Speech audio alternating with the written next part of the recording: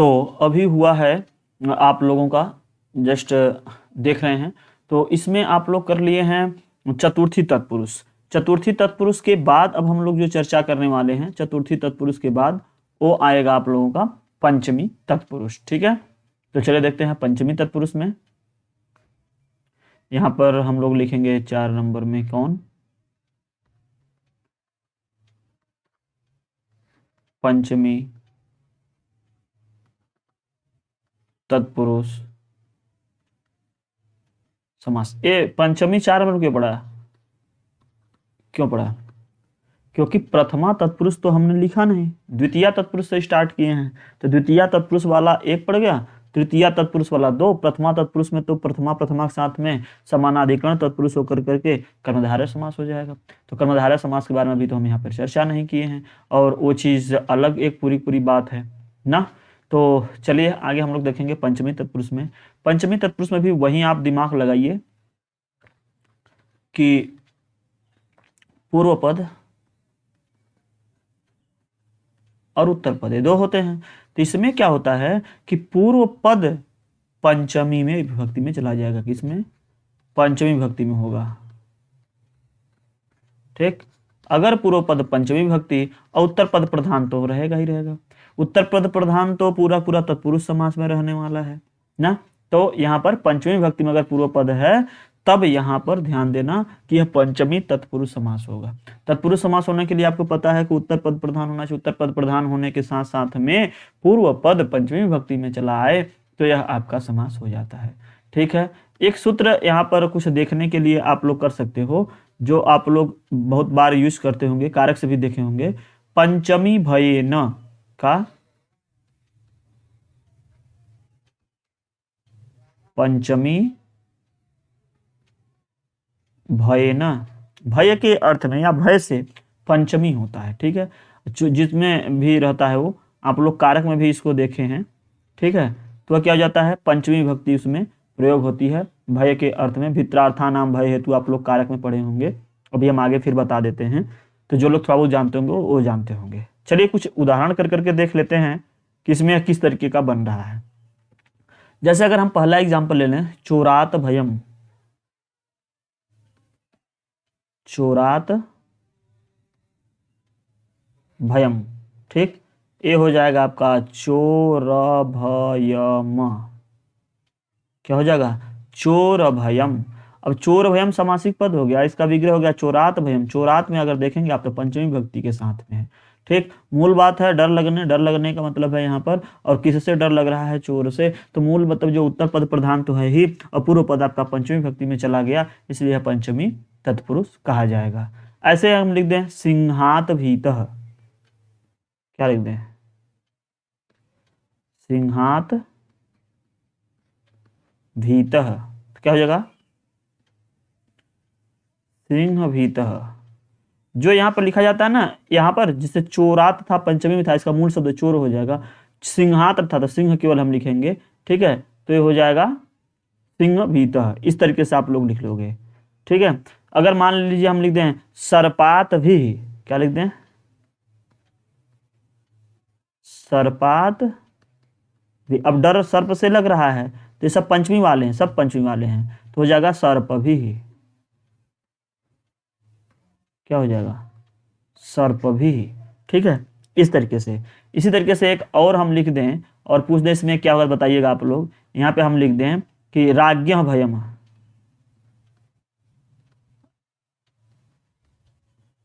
राज्ञ भयम क्या हो जाएगा,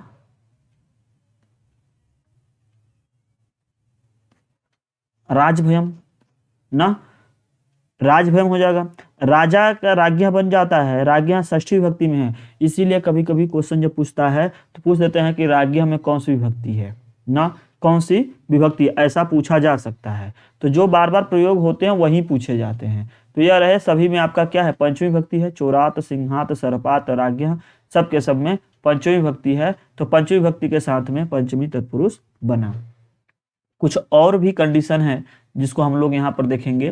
वो कुछ शब्द हैं उसके साथ में अगर पंचमी विभक्ति लगी है तो अक्सर कर करके आप देखोगे तो वह पंचमी तत्पुरुष समास में ही आता है। ठीक, क्या है, अपेत अपोढ़,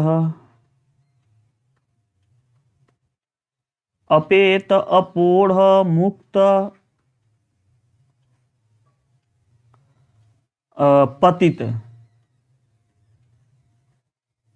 आदि। इनके साथ में भी अगर पंचमी विभक्ति के साथ में प्रयोग हुआ है तो वहां भी आपका क्या हो जाता है, पंचमी तत्पुरुष ही होता है। जैसे सुखात अपेतः, सुखात अपेतः। अब यहां देखिए, ध्यान दीजिएगा, सुखात माने क्या हो जाएगा, सुखात का मतलब हो जाएगा यहाँ पंचमी लगा है, क्या लगा है, पंचमी लगा है, सुखात अपेतः ना। और सुखात अपेतः जो हम इसका समासिक पद बनाएंगे तो क्या बन जाएगा, समासिक पद में बन जाएगा सूखा पेतः। क्या बनेगा, सूखा पेतः, यही बनेगा इसका। अर्थात अपेतः मतलब रहित के अर्थ में आएगा। किसके अर्थ में आएगा, रहित में। सुखात अपेतः ये हो जाएगा सूखा पेतः, जिसका अर्थ आएगा, इसका अर्थ आएगा आपका सुख से रहित है, सुख से रहित। नहीं दिख रहा होगा तो ऐसे कर लेते हैं, सुख से रहित है, यही है सुखात अपेतः, यही क्या है, सुखात अपेतः ना। तो एक यहां भी हो गया है आपका। अब आगे वाले में देखते हैं कुछ और एग्जाम्पल, अधिक से अधिक एग्जाम्पल देखिए। कल्पनायाः अपोढ़ः, कल्पनायाः अपोढ़ः। अब एक कल्पना अपोढ़ः क्या हो जाएगा, कल्पना अपोढ़ः,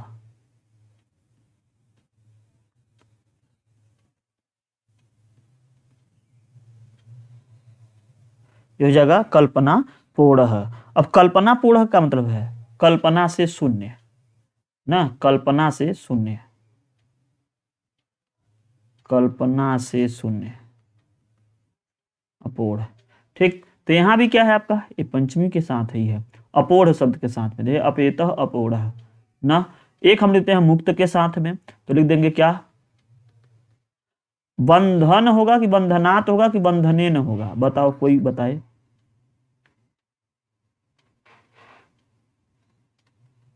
बंधनात् माने बंधन से मुक्त, तो क्या हो जाएगा, बंधनात् मुक्त मतलब बंधन मुक्त।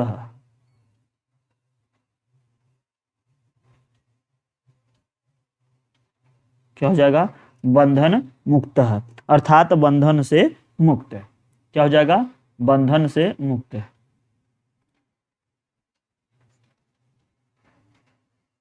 ये तो सरल है, बंधनात् मुक्त है।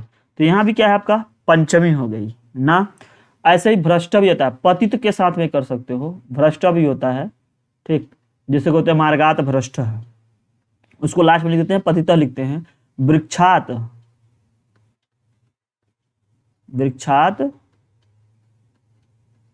पतितः, वृक्ष से गिरा ना, तो पतितः के साथ में भी पंचमी लग गया, यहां भी जगह वृक्ष पतितः। ये देखो यहाँ पे लिखे अपेतः अपोढ़ः मुक्तः पतितः, इन सब के साथ पंचमी भक्ति के साथ जो है लगे हैं, सबके साथ में जो बना है सबके सब पंचमी तत्पुरुष बने हैं। ठीक, इसी तरीके से एक भ्रष्ट के साथ भी आप लोग जोड़ लीजिएगा, एक्स्ट्रा थोड़ा है, आ सकता है इसलिए बता दे रहे हैं। मार्गात भ्रष्ट ना, तो मार्ग से भ्रष्ट ना, मार्ग भ्रष्ट, मार्ग भ्रष्ट। तो ये सब जितने भी हैं सब के सब पंचमी तत्पुरुष समास के भेद हैं, उदाहरण है पंचमी तत्पुरुष के। आप बस इसको पढ़ते चलोगे, समझते चलोगे। कल्पनायाः अपोढ़ः बंधनात् मुक्तः, वृक्षात् पतितः, सुखात् अपेतः। तो ये सब जो पंचमी पंचमी पंचमी के साथ आ रहा है, पंचमी ये जो विभक्ति वाला द्वितीय तृतीय चतुर्थी पंचमी आप लोग देखोगे ना, सब तत्पुरुष समास के साथ ही देखने को आपको मिलेगा ना। तो यह हो गया है आपका, ये आपका हो गया पंचमी तत्पुरुष समास से संबंधित जो बातें रही, ये बात हम लोग देख लिए। अब हम लोग देखेंगे षष्ठी तत्पुरुष। क्या देखेंगे, षष्ठी तत्पुरुष। चलिए आगे चलते हैं। षष्ठी तत्पुरुष।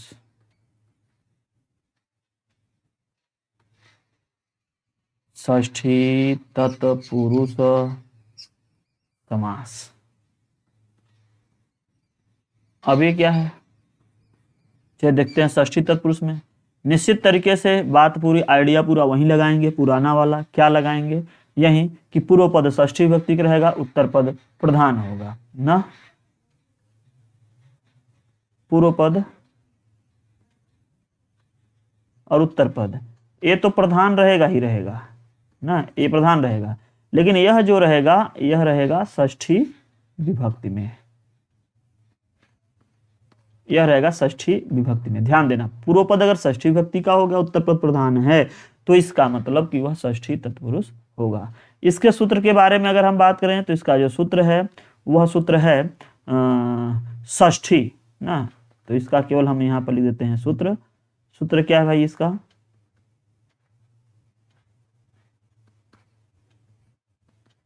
और कुछ लिखा नहीं है इसके साथ में, ए पारणी जी का रेफरेंस नंबर, ठीक है।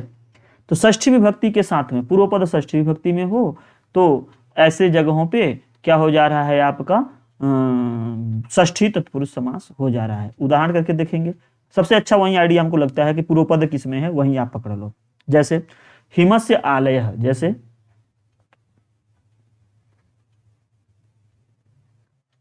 हिमस्य आलय क्या हो जाएगा, हिमालय। अब हिमालय यहाँ पे दे रहा है, यहाँ देखिएगा आप षष्ठी के साथ में है, इसीलिए जब हम क्वेश्चन लास्ट में करवाते हैं और आता है उसमें कि विग्रह क्या होगा हिमालय का, तो हम बताए हैं कि जब आप लोग पढ़ रहे होंगे डिटेल में, बड़े सबका यहाँ पे विग्रह बताता चलता हूँ। हिमालय, हिमस्य, आलय षष्ठी के साथ में टूटेगा, षष्ठी तत्पुरुष समास है। इसी को देख के बताओगे कौन सा समास है, षष्ठी के साथ टूट रहा है, षष्ठी तत्पुरुष समास है। इसी में अगर हम कहते हैं विद्यालय का, तो हो जाएगा विद्यायाः, विद्यायेन या विद्यायस्य, या ऐसा कुछ नहीं बनाओगे, क्या बनाओगे, विद्यायाः। क्या हो जाएगा, विद्यायाः आलय, क्या हो जाएगा,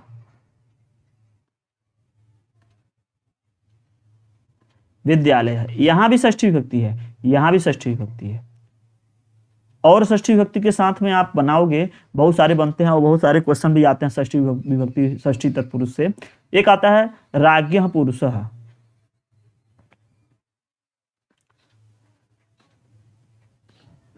लोगों को लगता है कि राज्ञः षष्ठी का नहीं है, षष्ठी विभक्ति में राज्ञः ही बनता है, इसका जगह राजपुरुषः,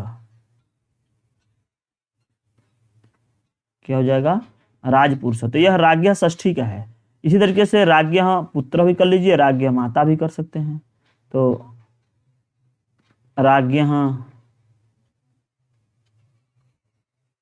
पुत्रः, ये हो जाएगा राजपुत्रः,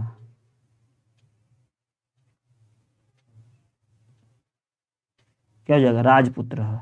यहां भी षष्ठी का ही है यह। फिर आप इसी को लिख सकते हो राज्ञः माता, ठीक, यहाँ सबका प्रथमा लगा है ना, जैसे पुत्रः, पुरुषः, माता, ऐसे रामः पिता, ऐसा। तो राज्ञः माता बोलो राजमाता,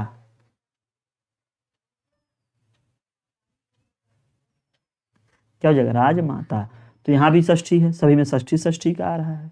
कुछ और शब्दों की ओर अगर हम चलें, बहुत इंपॉर्टेंट है सब, ये सब कई बार आए हैं, इसलिए इसमें देखो ज्यादा हम एग्जाम्पल लिखेंगे क्योंकि इसमें आए बहुत है परीक्षा में। जैसे आता है दशरथस्य पुत्रः,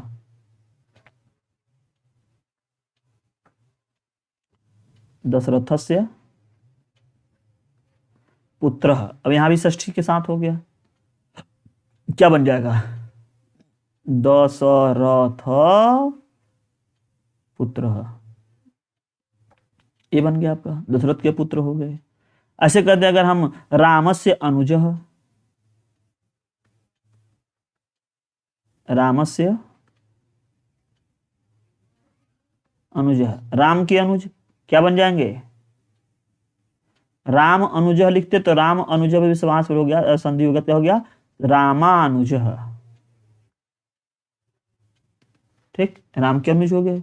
इसी तरीके से कृष्ण से सखा या ईश्वर से भक्त कर सकते हैं, ईश्वर भक्त है, ईश्वर से, सब में षष्ठी लगेगा, बस इतना ध्यान देना, यहाँ भी षष्ठी, यहाँ भी षष्ठी।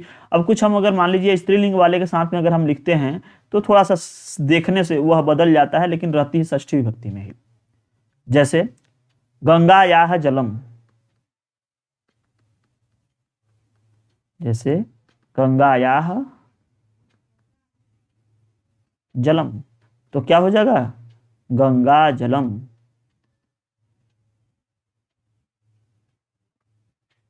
गंगा जलम। जलम यहाँ पे क्या है, प्रधान है, गंगायाः षष्ठी के साथ है, यह हो गया। इसी तरीके से लिख सकते हैं प्रजायाः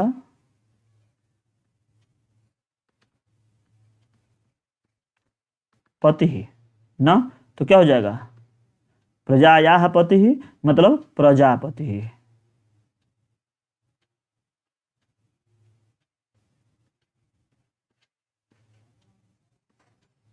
क्या हो जाएगा, प्रजापति ना। इसी तरीके से अगर आप बात करें सीतायाः पति, सीतायाः पति, तो क्या हो जाएगा,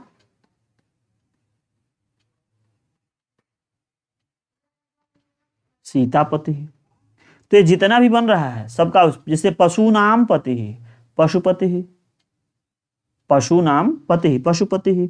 तो जितना भी आप देखेंगे, अच्छा देवस्य भाषा एक लिख लो, बहुत इंपॉर्टेंट है भी हमको लगा, देवस्य नहीं, देवानाम, देवानाम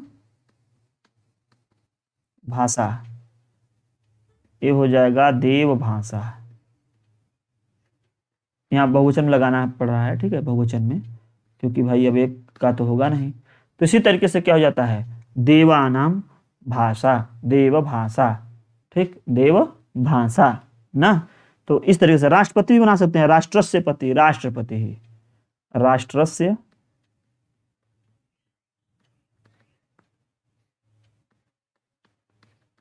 पति।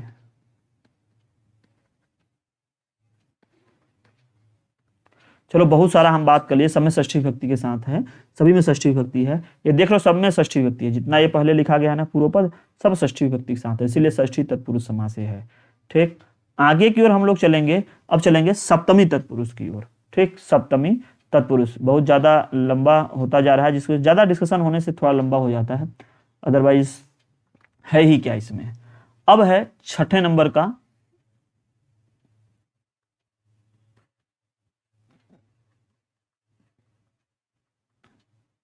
सप्तमी तत्पुरुष समास। अब ये षष्ठी तत्पुरुष समास, सॉरी सप्तमी तत्पुरुष समास क्या है, बात वहीं साफ है कि इसका जो पूर्व पद होगा यह सप्तमी में होगा। ठीक, और उत्तर पद इसका भी प्रधान होगा, इसको हमेशा प्रधान रहने दो, प्रधानीय मस्त रहेगा वो ना। इसका जो सूत्र होता है, ध्यान देना, पूर्व पद इसका सप्तमी में है, यही आप दिमाग में रखना बस। इसका जो सूत्र होता है, कभी कभी पूछ देते हैं कि इसका सूत्र क्या है, तो हो जाता है सप्तमी सौंडा ही, सप्तमी सौंडा ही। ठीक है, अर्थात जो सप्त्यंत सुबंत पदों का सौंडादि गण के, सौंड इत्यादि जो गण हैं उसमें जो भी और भी शब्द आते हैं उसके साथ में यह क्या हो जाएगा, सप्तमी तत्पुरुष समास कहा जाएगा। अब ये कैसे लग के आते हैं, थोड़ा इसको देख लेते हैं। जैसे अगर हम बात करें अक्षेषु सौंडः, अक्षेषु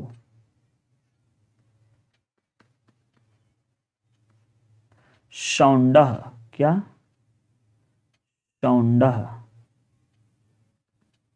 ना, अक्षेषु सौंडः, तो जगह अक्ष सौंडः,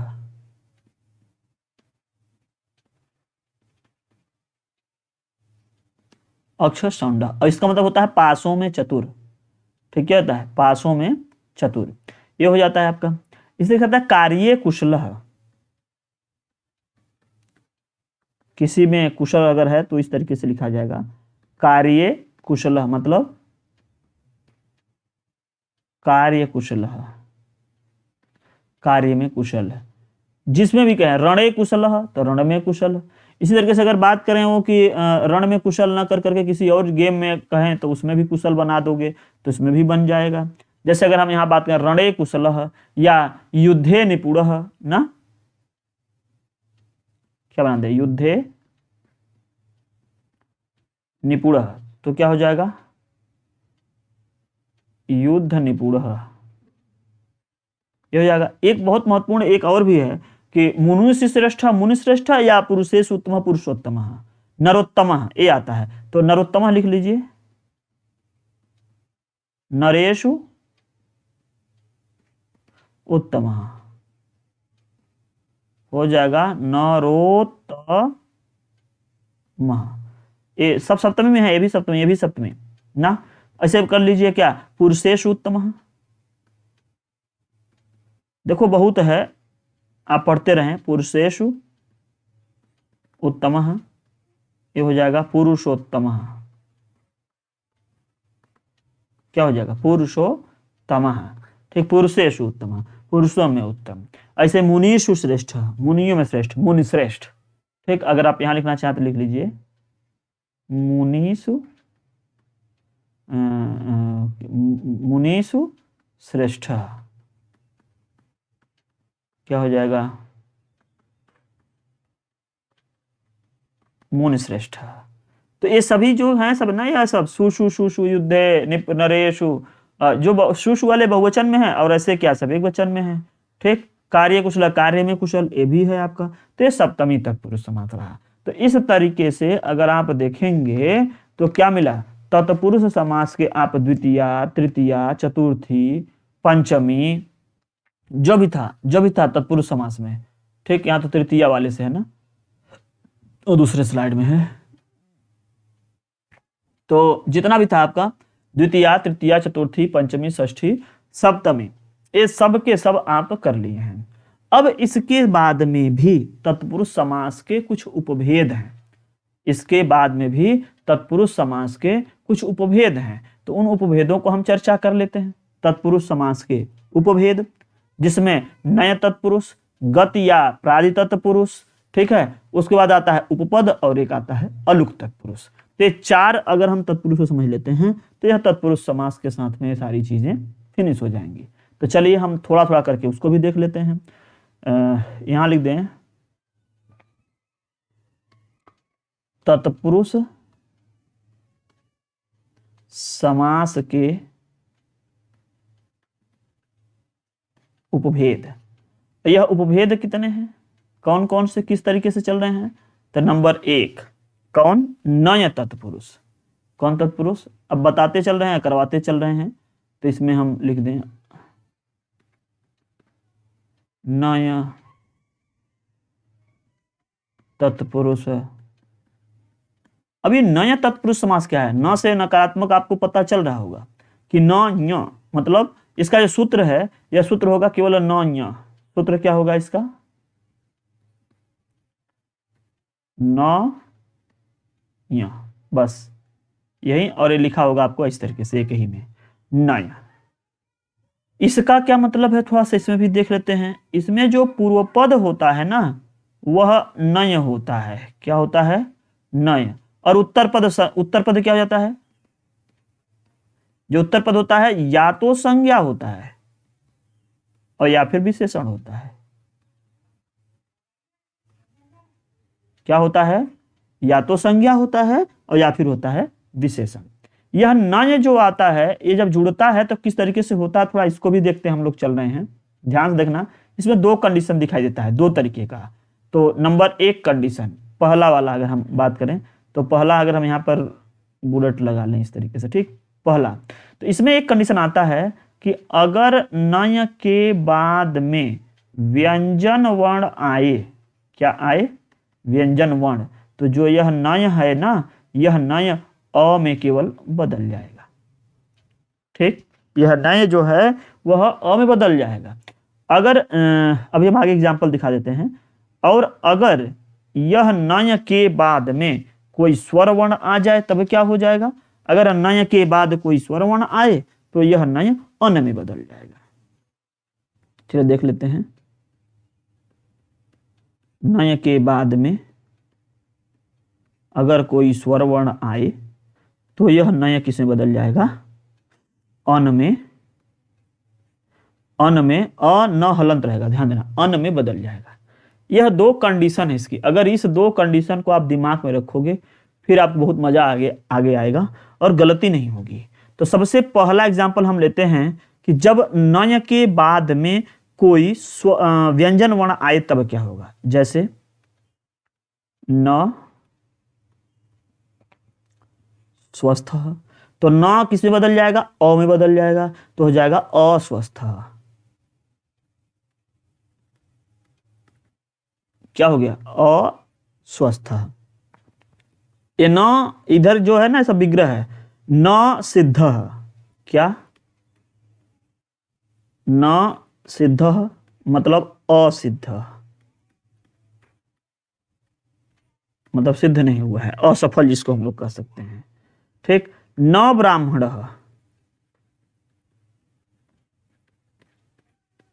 क्या हो जाएगा, अब्राह्मण।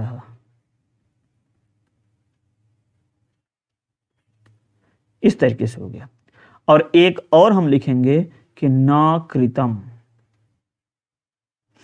ये हो जाएगा अकृतम। और अकृतम का अर्थ होता है जो किया न हो, ये हो जाएगा। देखिए यहां पर सभी जगह जो न अच्छा नय का केवल न लिखा जाता है, नय स्वस्थ नहीं लिखा था, नय का केवल य छोड़ के न लिखा जाएगा। तो न स्वस्थ अस्वस्थ, न बदल गया अ में, न बदल गया अ में। एक तो यह टाइप का मिल गया, क्योंकि यहाँ पे सभी जगह क्या था, यहाँ पर व्यंजन वर्ण था इसके जस्ट बाद में। अब अगर सपोज कीजिए कि इसी के बाद में, न के बाद में कोई स्वरवर्ण आ जाए तो क्या हो जाएगा। सबसे बेहतरीन एग्जाम्पल, न इच्छा। न इच्छा, जो न है यह अन में बदल जाएगा। अब आप सोचिए कि अगर अन में बदल जाए और उसके बाद रहे इच्छा, तो यह ई इस पे मात्रा लग जाएगी, जो स्वर रहेगा वहीं इस पे लग जाएगा। चूंकि यह ह्रस्व था तो इसलिए यह बन जाएगा इस तरीके से, अनिच्छा न। तो यहां पे हम लिख देंगे क्या, अनिच्छा। ठीक, यह अनिच्छा किस तरीके का लिखा गया है आप इसको ध्यान से देखिएगा ताकि गलती ना हो। उस पे ह्रस्व होता है ना, तो हो गया आपका अनिच्छा, न इच्छा अनिच्छा। इसी तरीके से अगर आप और आगे देखोगे तो मिलेगा न ईश्वर।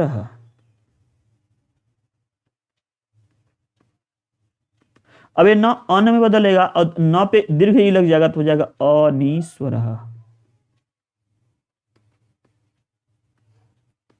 क्या हो जाएगा, अनीश्वर। इसी तरीके से हो जाएगा न अर्थ, ये हो जाएगा आपका अनर्थ। और यहां पे अगर आप एक आगे और लिखना चाहें तो न उचित लिख लीजिए, न उचित बराबर अनुचित। इसी तरीके से न उपस्थित अनुपस्थित। तो ये सबके सब नय है, नकारात्मक वाला आ रहा है ना, सबके सब, चाहे अब्राह्मण, अकृतम, अनिच्छा, अनीश्वर, अनर्थ, अनुचितम, अस्वस्थ, अमोघ। ठीक है, ये सब जितने भी बन रहे हैं, अनागतम न, ये सब के सब नय तत्पुरुष समास कहे जाएंगे। ठीक है, यह जो समास आप सप्तमी तक पढ़े थे उससे अलग है यह। अब हम लोग चलेंगे दूसरे समास की ओर। ये तो एक रहा उसके अंदर में। अब एक जो दूसरा टाइप था किसके अंदर में, इसके जो उपपद, अगर इसके अन्य जो हम पढ़ रहे थे इसके अनुसार, तो इसमें अब दूसरा वाला हम पढ़ेंगे। इसमें अगर हम दूसरा वाला पढ़ेंगे तो दूसरा आ जाएगा आपका गति समास या प्रादि तत्पुरुष समास। गति समास या प्रादि तत्पुरुष। अब ये क्या है भाई, इसमें जो पूर्व पद है वो कुछ फिक्स है ना, उस तरीके से अगर आता है तो उसके साथ में उत्तर पद तो प्रधान रहेगा ही रहेगा। तो उस सभी के साथ में क्या हो जाता है, यहां पर क्या हो जाता है, गति समास हो जाता है। मतलब जो पूर्व पद है वह क्या क्या होना चाहिए, ध्यान देना, कु आदि शब्द। कु आदि का मतलब जैसे कुपुत्र ना, कुपुत्र, कुत्सित, कुपुरुष, कुराजा, इस तरीके से कर लेंगे ना। तो हो जाएगा कु आदि शब्द आए या उरी आदि शब्द आए। कौन? उरी आदि शब्द रहे। अब उरी आदि का क्या मतलब है? उरी आदि में जैसे उरी कृत्वा माने उरी कृत्य मतलब स्वीकार करके, तो ऐसे में भी आ जाता है। एक आध दो बनते हैं, ज्यादा नहीं दिखाई देगा एग्जाम्पल इसका, आप उसको बहुत कहीं मिलेगा तो देख लेना। गति संज्ञक शब्द, गति संज्ञक शब्द, जितना एग्जाम्पल यहाँ करवा जा रहा है उसी को आप कर लीजिए, इसी में से एग्जाम में आ जाता है। प्र आदि शब्द, प्र आदि मतलब अगर यह सब पूर्व पद में आए और उत्तर पद भाई तो आपका प्रधान है ही, उत्तर पद तो प्रधान है ही। अगर ये सब के सब जो हैं पूर्व पद में अगर दिखाई दें तो ये समझ लेना कि यह गति समास या प्रादि तत्पुरुष समास होगा। ये भी एक एक करके बताएंगे, कु, उरी, गति, प्र, इन सबसे रिलेटेड एक एक दो दो एग्जाम्पल हम यहाँ पर कर दे रहे हैं। तो सबसे पहला ये जो कई बार एग्जाम में आता है कु वाला, कुपुत्र, कुपुरुष, कुराजा, ऐसा आता है।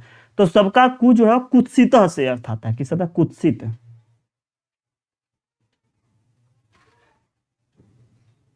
कुत्सित पुरुष पुत्र, कुत्सित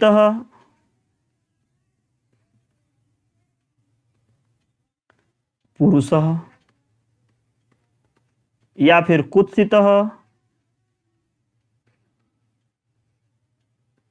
राजा।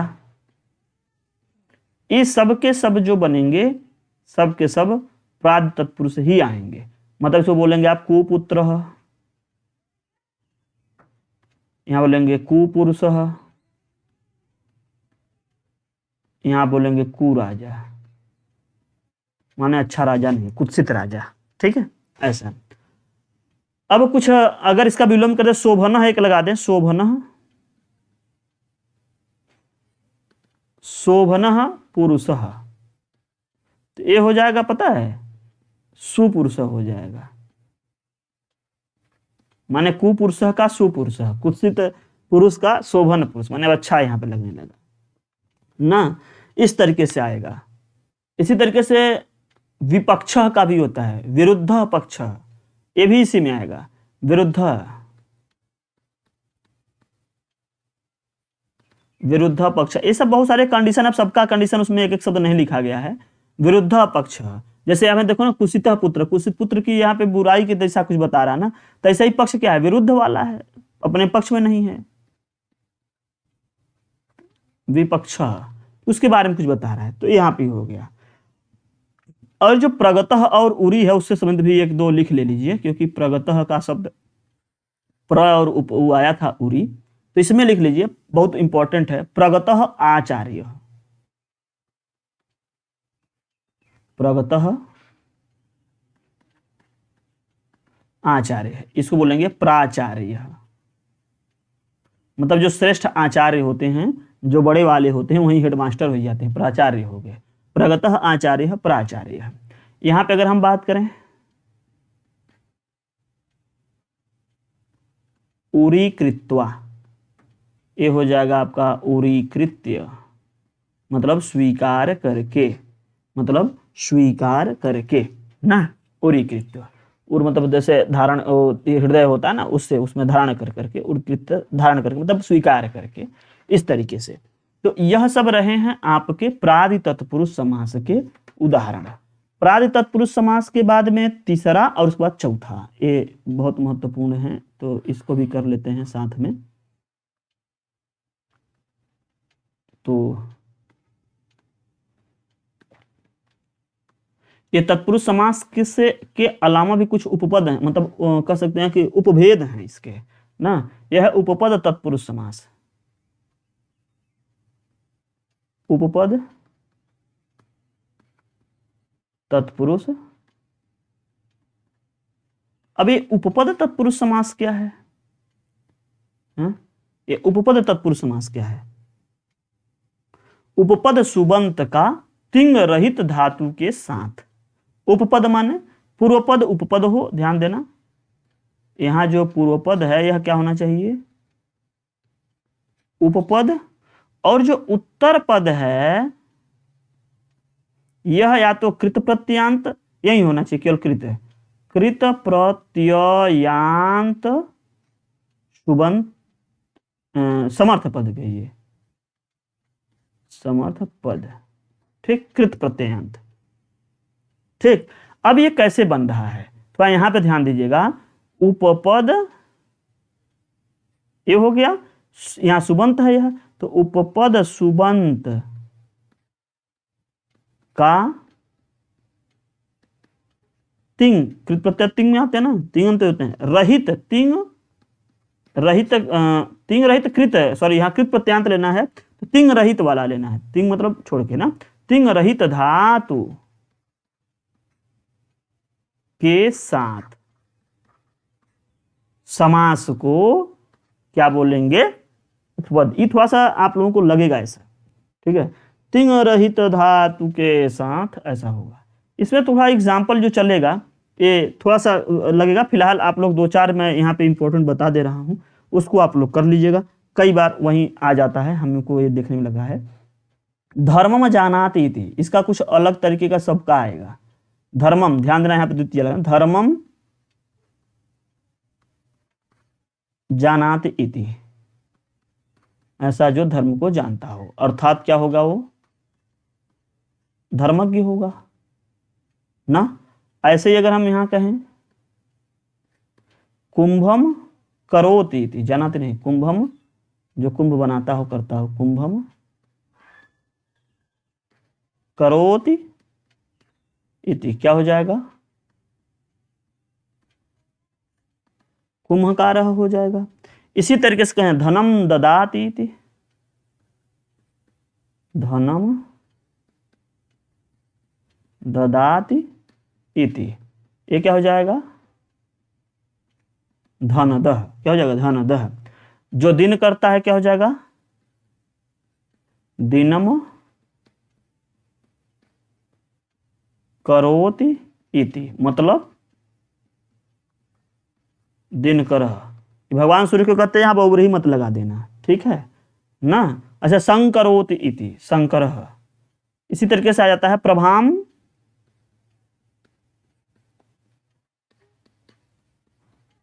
करोति इति, क्या हो जाएगा, प्रभाकरः। ये जो प्रभात करते हैं, जो सुबह करते हैं, तभी यहाँ भी सूर्य जी हो जाएंगे। इन सभी में जो है आप लोग बहुब्रीहि मत लगाना। इसी तरीके से क्या हो जाता है, पंके जायते इति, पंकजः, जो पंक में उत्पन्न होता है, ठीक, वो क्या होता है, पंकजः। मर्मम जानाति इति, मर्मज्ञ है, जो मर्म को जानते हैं। निशायाम चरति इति, मतलब जो निशा में चलते हैं, मतलब निशाचरः। ये सब के सब उपपद तत्पुरुष समास कहे जाते हैं। और एक अंतिम में हम लोग चलेंगे, इसमें समास देखेंगे, यह कौन सा समास हो जाएगा, अलुक तत्पुरुष समास। कौन सा समास, अलुक तत्पुरुष समास।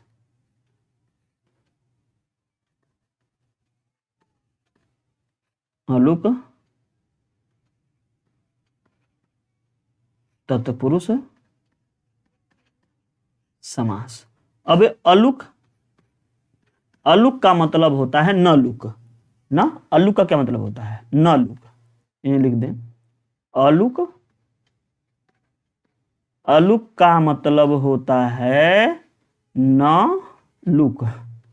लुक हमको लगता है अंग्रेजी वाला है, न लुक मतलब लोप का न होना, न लुक का मतलब क्या है, लोप का न होना, जिसका लोप न हो, लोप का न होना, जिसका लोप ना हो, ये कहें ये बात अलग है, लोप का न होना माने लोप ही नहीं हो रहा है, लोप का न होना। जिस समास में विभक्ति का लोप नहीं होता है वहां अलुक तत्पुरुष समास होता है। क्या होता है, जिस समास में, ये भी आप लाइन लिख लीजिए, अच्छी लाइन निकल गई मुंह से, कि जिस समास में, जिस समास में किसका लोप, विभक्ति का, विभक्ति का लोप नहीं होता है, वो क्या होता है, वही अलुक तत्पुरुष समास है। सामान्यतः आप देखेंगे समास में विभक्तियों का लोप होता है। आप लोग पढ़े होंगे कि विभक्तिर्लोप्यते यत्र अतदर्थास्तु प्रतीयते पदानां चैकपद्यं च समासः शोभिधीयते। लेकिन यहाँ पे विभक्ति का लोप नहीं होता है, ध्यान देना, नहीं होता है। तो अलुक हो जाता है, लोप का न होना, विभक्ति का लोप नहीं हुआ है, अलुक है। कैसे? जैसा रहेगा ना वैसे ही सीधे सीधे वो बैठाया जाएगा निकल करके, इसमें कोई वो गड़बड़ी नहीं करेगा। सबसे अच्छा इसका इंपॉर्टेंट एग्जाम्पल दो हमको लगता है। एक तो है युधि स्थिर, युधि स्थिर बराबर युधिष्ठिर। ये तो संधि की वजह से यहाँ बदल गया, अदरवाइज देखो युद्ध युद्ध ही है, कोई मतलब जैसा है वैसा ही यहाँ पे है, युद्ध में स्थिर, युधिष्ठिर। अगर हम बात करें वाचः पति, वाचः पति, अरे विसर्ग का सकार बदल गया है संधि की वजह से, अदरवाइज वैसा ही है, वाचस्पति, बृहस्पति जी ना। इसी तरीके से हो जाता है अभ्यासात आगतः, अभ्यासात आगतः। इसको क्या बोलेंगे? अभ्यासात तो का द हो जाता है, अभ्यासादागतः हो जाएगा, अभ्यास से आया हुआ ना, अभ्यास से। और एक और है, इनको भी मत छोड़िए, देवानाम प्रियः, क्या हो जाएंगे? देवानाम म रहेगा, देवानाम प्रियः, जैसा है वैसे ही रख दीजिएगा। अच्छा, दो और भी हैं इसके साथ में जो आप लोग हमेशा यूज करते रहते हैं, क्या? आत्मने, आत्मने पदम, और एक होता है परस्मई पदम। तो ये हो जाता है आपका आत्मने पदम, जैसा है वैसा ही रहेगा, विभक्ति का कोई लोप नहीं। और ये हो जाएगा परस्मई पदम, इसमें भी कोई विभक्ति का लोप नहीं हुआ है।